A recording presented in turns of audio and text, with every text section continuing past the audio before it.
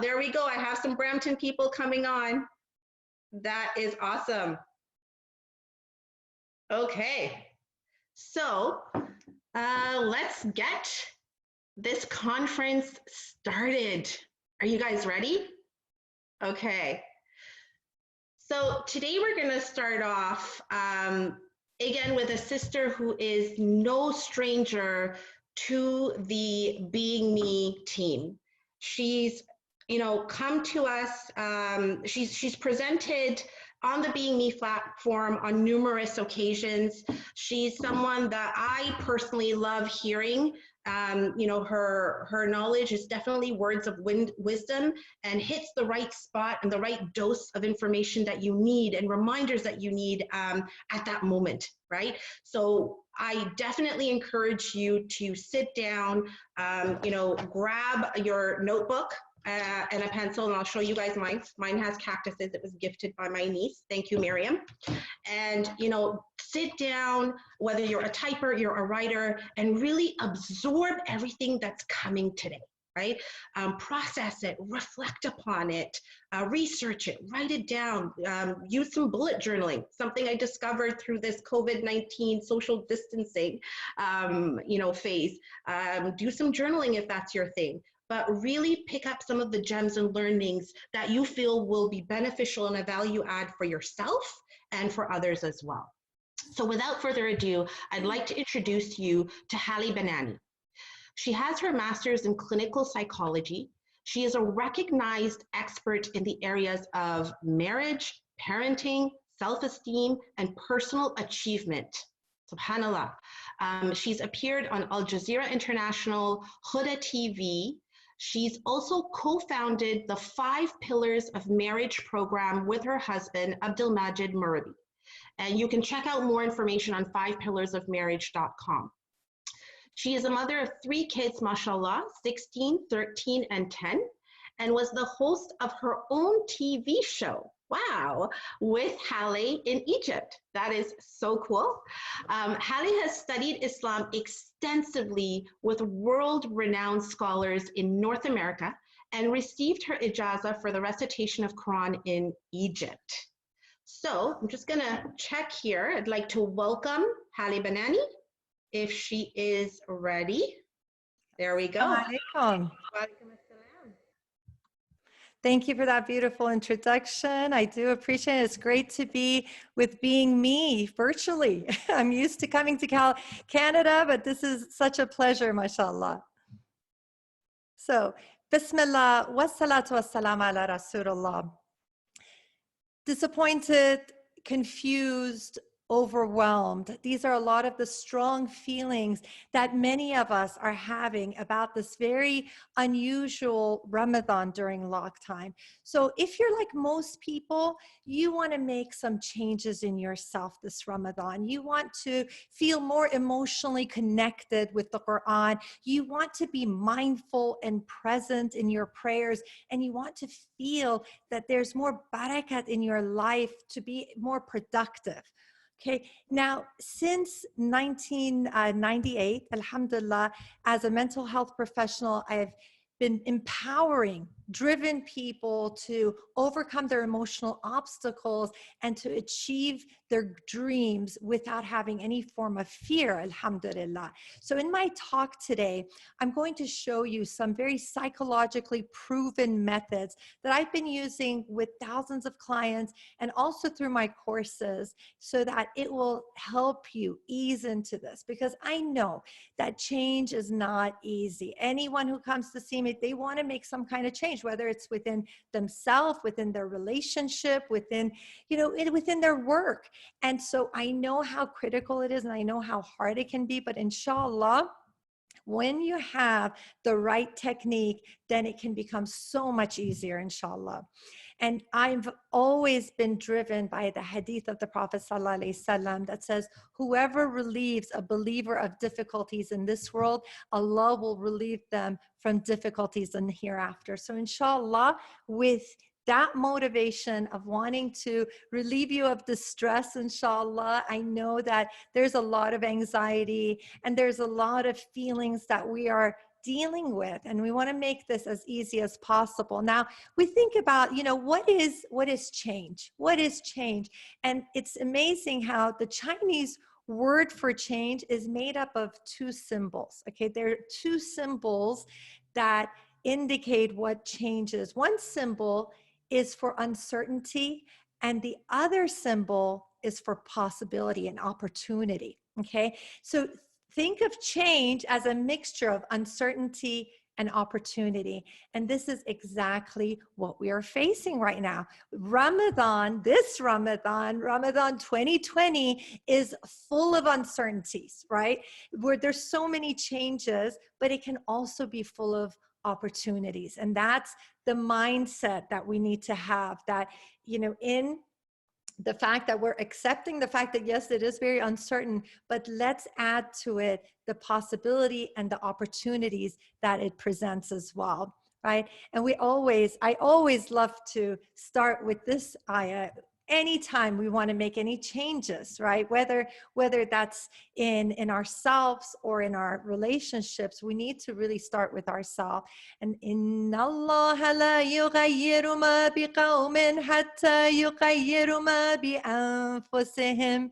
Allah will not change your condition until you change yourself. I can't say this verse enough. I love it. It's powerful, and it always puts the spotlight on yourself to make the changes. Many times people are pointing the fingers. When I'm doing counseling, the person is like, okay, my spouse made me do it. He made me do it. She made me do it. My parents made me do it. They made me like this. It's the economy. And their blame is always on everyone except themselves. But I like to put, the spotlight, put it on yourself, because when you focus on yourself, that's the only thing you can change. Can you change your spouse? I don't think so. Can you change your kids? Doubtful. All right. But what you can do, what you have full mastery over, is yourself.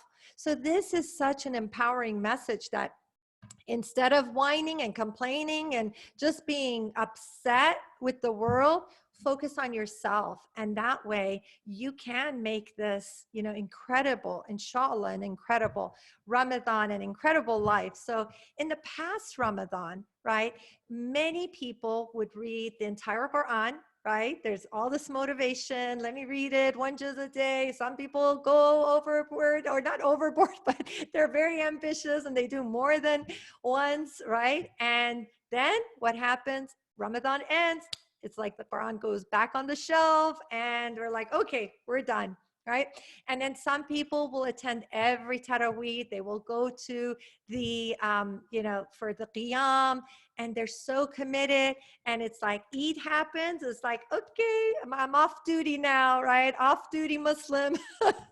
So we become very much a Ramadan Muslim, right?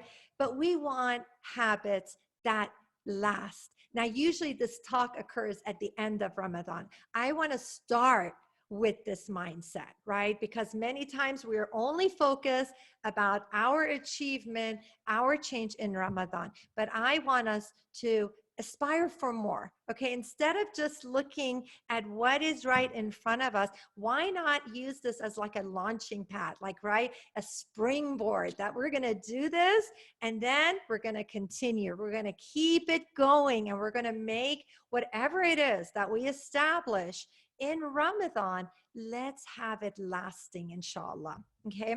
So this Ramadan, what I challenge each and every one of you to do is that you will learn to stop feeling hopeless and sad to feeling hopeful and excited, okay? You will learn how to stop the lip service and move to heart service. And you will learn how to stop going through the motions to feeling true emotion.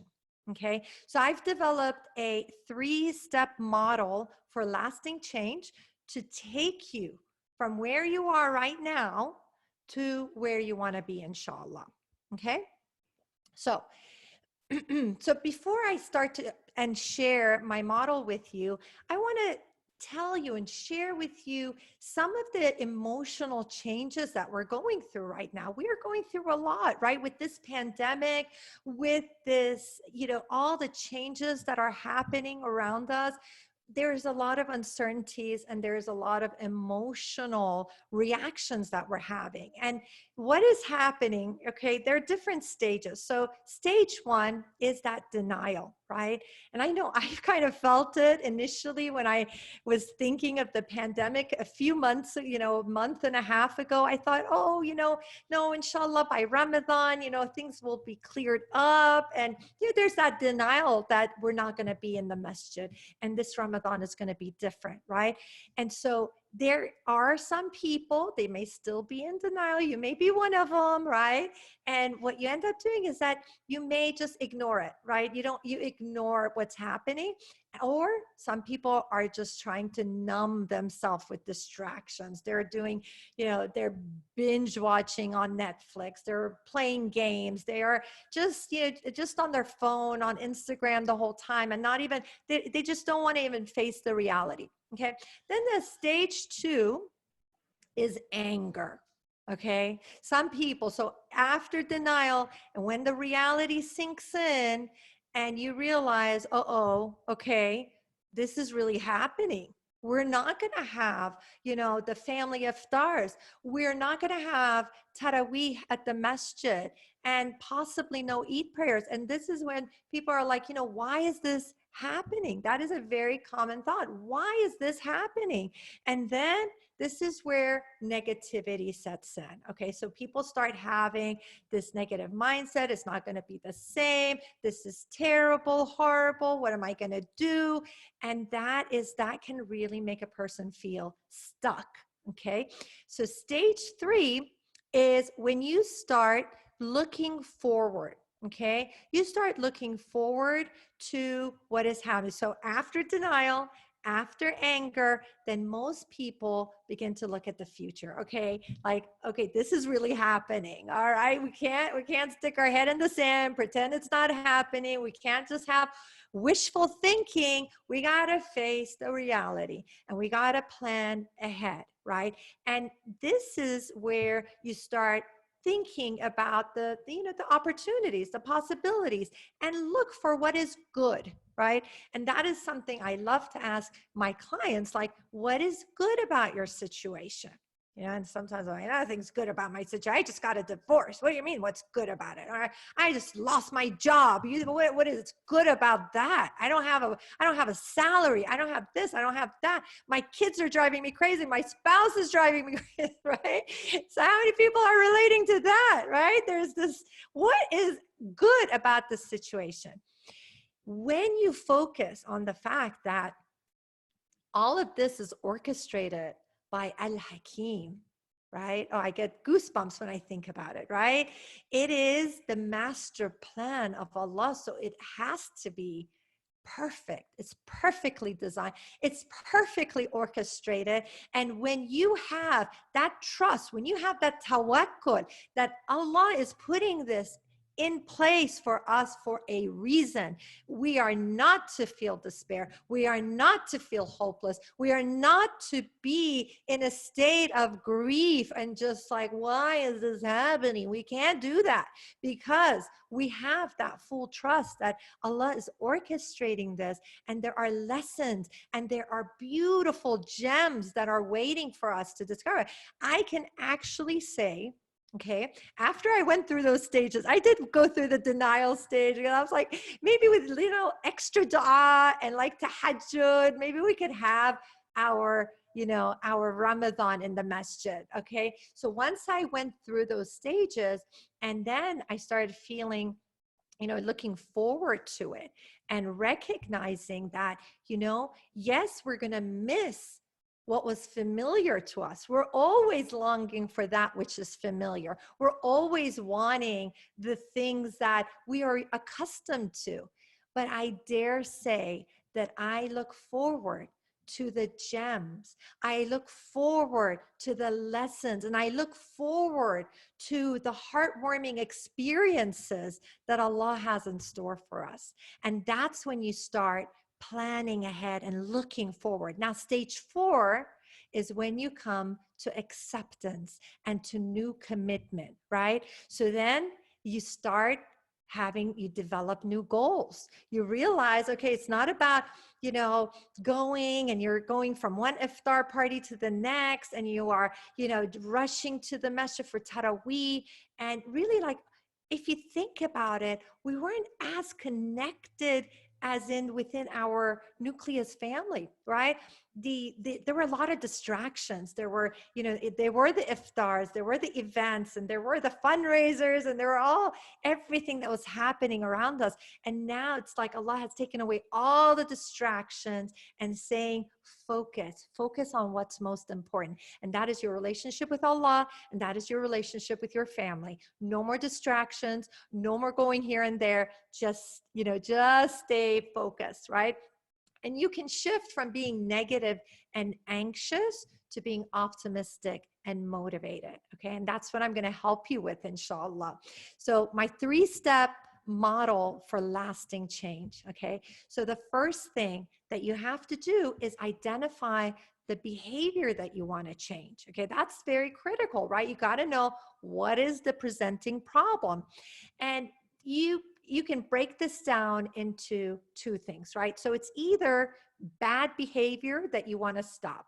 Okay. A lot of people have, addictions. I have so many clients, men and women, who are addicted to pornography, unfortunately. They're addicted to, having these inappropriate relationships. Even when they're married, they're chatting it up with people of the opposite gender, and they are having these kind of relationships that are just not appropriate. There is wasteful habits. There are people who are just spending their entire day as if this is some extended vacation where somehow you're not being held accountable anymore. So it's like binge time, you're binge eating, binge watching, I don't know what, binge sleeping, right? And so it's as if there's no accountability, right? So we need to stop these wasteful behaviors, and we need to see if there are any sins, right? We're all guilty of falling into sin, whether knowingly or unknowingly, right? There's things that we know we're doing wrong, and then there are things that we may be doing without giving it much thought. So this is the time to see, okay, what behavior do I need to stop? Okay, and be very serious about that, because you got to stop the negative behavior before you add on the good behavior. You can look at it also as, okay, identify the behavior you want to change. Maybe you want to add on a good behavior that you want to start. Okay, so maybe you have been away from the Quran and you want to start being more regular in the reading of the Quran. Maybe you want to adopt this, the tahajjud prayers, and maybe you want to be healthy, and you don't want to just junk out. You really want to be healthy. You want to exercise. You want to do these good things. So you have to identify what is the behavior and how you want to change it. Okay. Second is that you got to use the right method for change. Okay, you got to use the right method for change. And that is, first, you have to break down your goals into smaller tasks. Okay, so imagine, a lot of people their goal is, I want to read a juz a day of the Quran, right?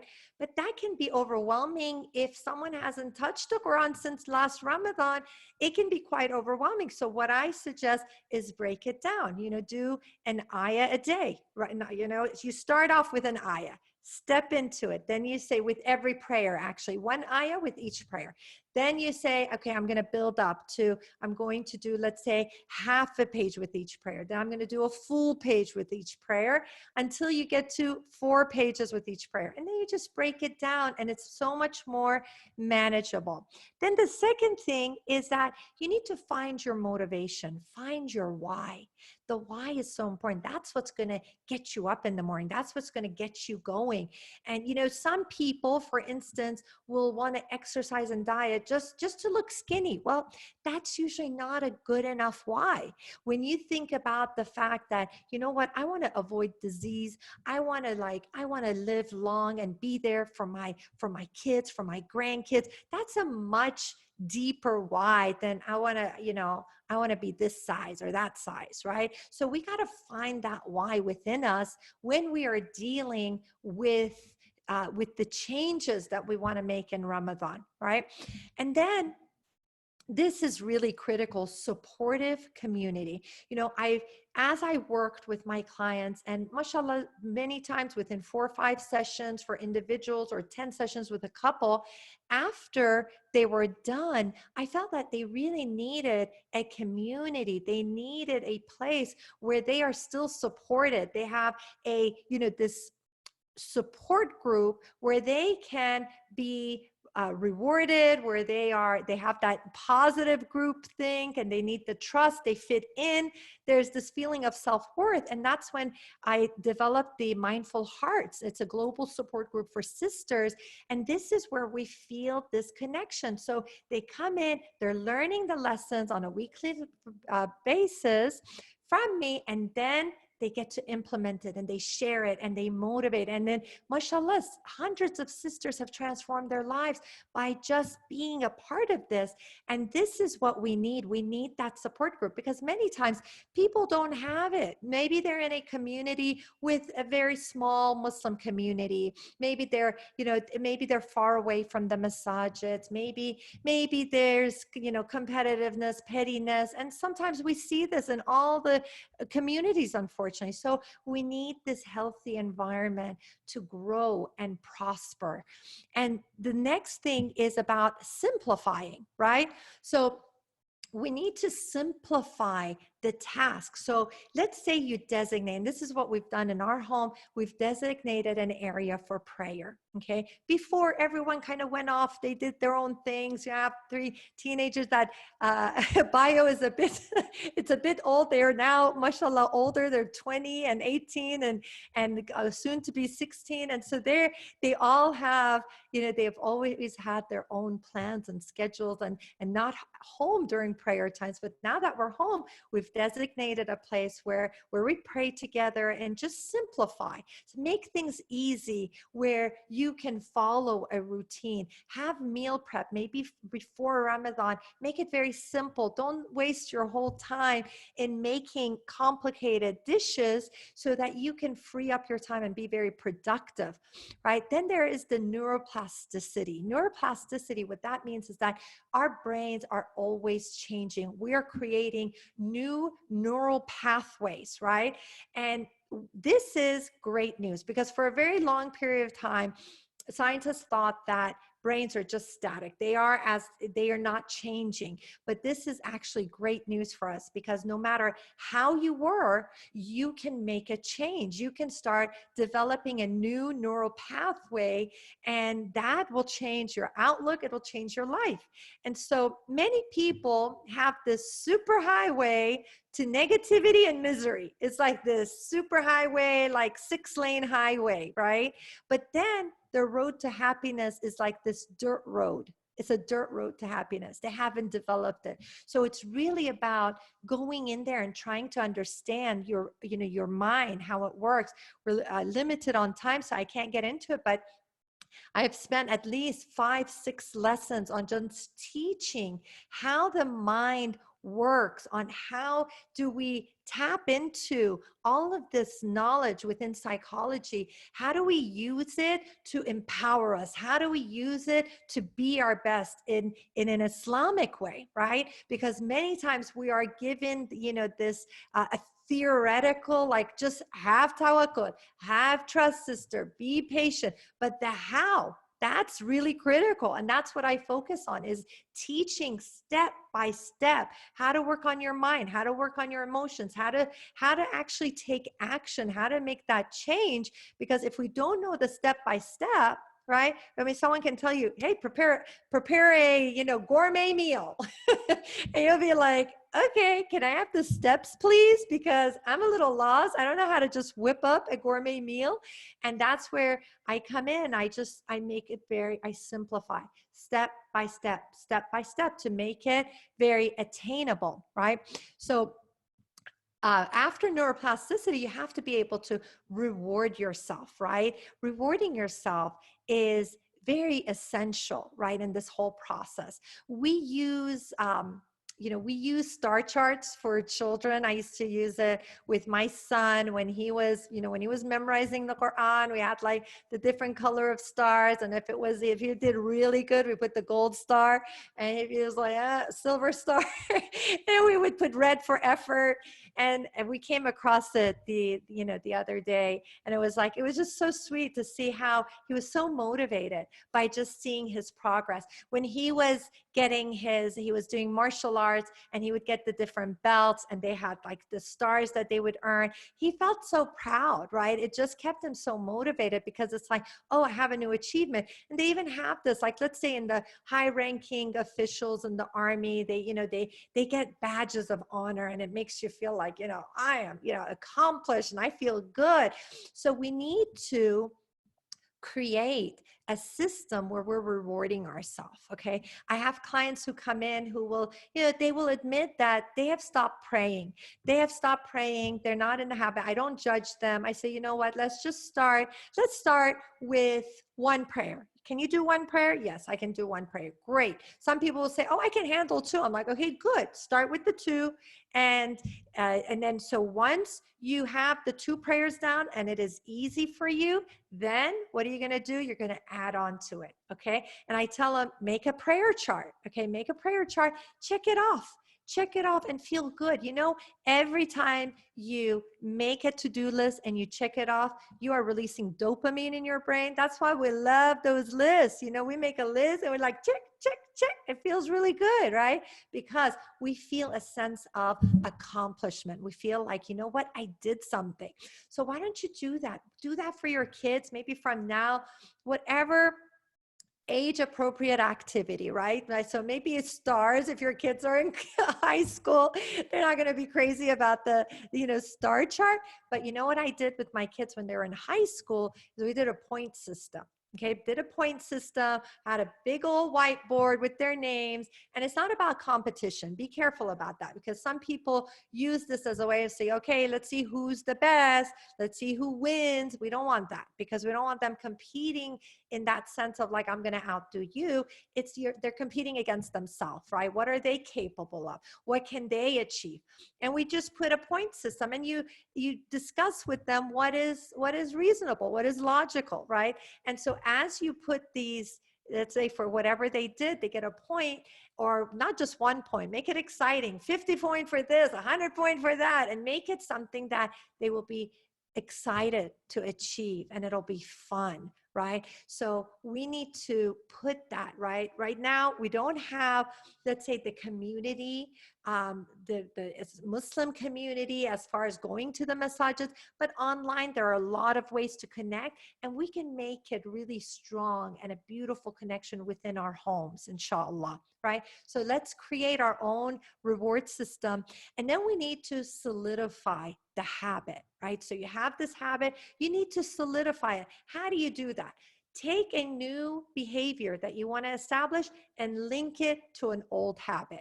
Just like the example that I said, as far as with the prayer, if you are, you're in the habit of praying, okay? Now you're going to link the reading of the Quran, right? The ayah, the verses. And so you link it, because this is what you are now accustomed to, and you can add on to it. And put reminders for yourself. If you need to put the sticky reminders, whether it's the du'as, whether it's whatever it is that you want to establish for yourself, you got to find a way to solidify it.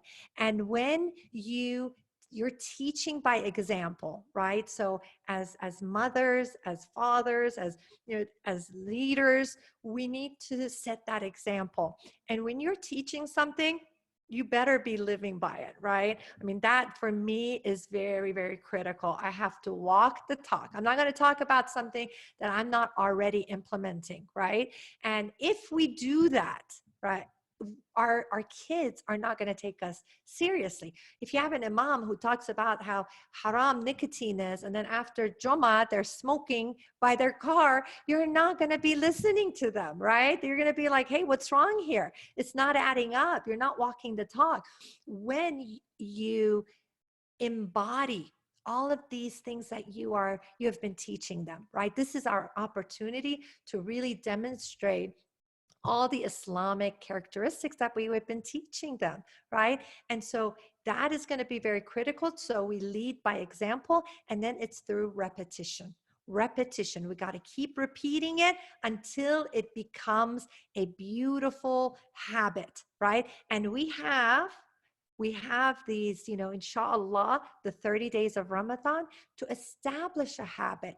A lot of times we look at it as, okay, we're going to crank it out and it's like a marathon. We do it and then I'm done, right? Let's not look at it like that. I challenge you to look at it as, I'm going to establish some really powerful habits that I'm going to continue, inshallah. I'm going to continue this. And that's when you're going to make Ramadan as a lasting change.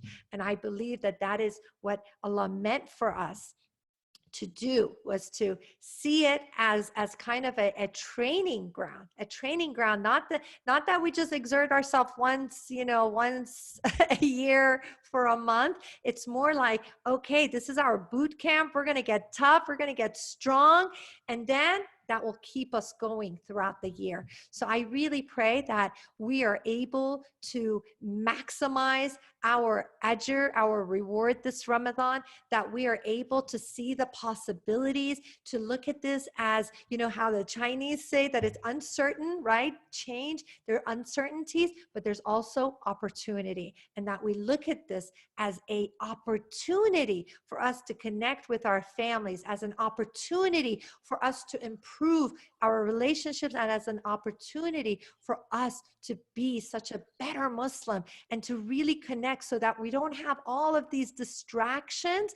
It is just about the simplicity of connecting with our Creator, the simplicity of improving ourselves and really working on our character. So I'm actually looking forward to it, inshallah. And I pray that all of us, that we are all protected and Allah gives us the strength and the patience to really pass this test and to pass it with flying colors, right? That all of the things that we have learned up until now is the time. It's kind of like someone who's been cramming for the MCAT and now it's their time to shine, right? You have been studying, you know the material, crank it out, guys.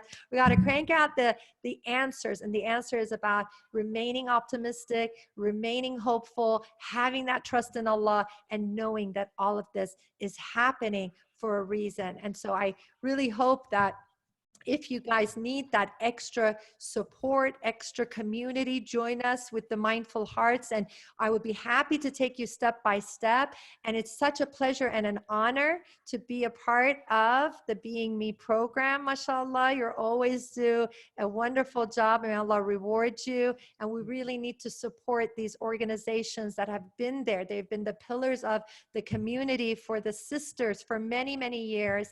And so make sure that you continue to be generous and very supportive of the Being Me organization, inshallah. Jazakallah khair for having me on. Jazakallah khairan, Sister Holly.